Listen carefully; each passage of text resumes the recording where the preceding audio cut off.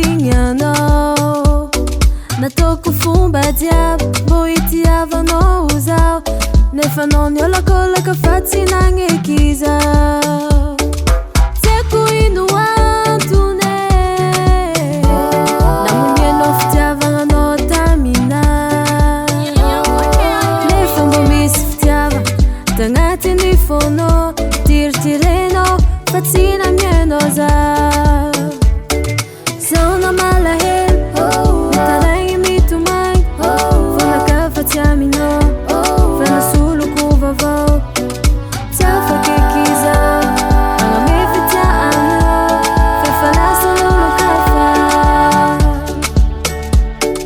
Zaho na malahelo mitaraigny mitomagny, vonakafa tsy aminao fa nasoloko vaovao.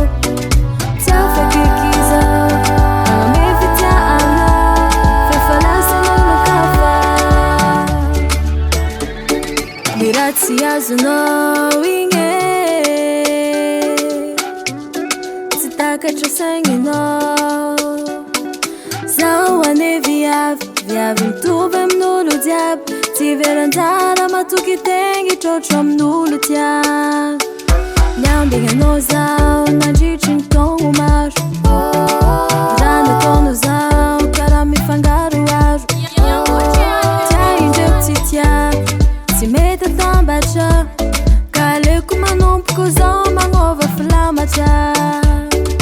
Tiako ino antony namonoanao fitiavananao taminahy, nefa mbô misy fitiavana tagnatiny fonao.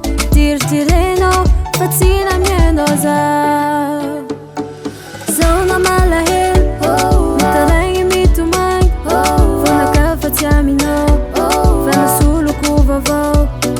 Tsy afaky zaho agname fitiavanao, fefa lasan'olon-kafa.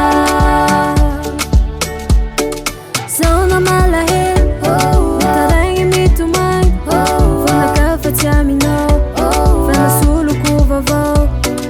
Tsy afaky zaho agname fitiavanao, fefa lasan'olon-kafa. Zaho na malahelo mitaraigny mitomagny, vonakafa tsy aminao fa nasoloko vaovao. Tsy afaky zaho agname fitiavanao, fefa lasan'olon-kafa.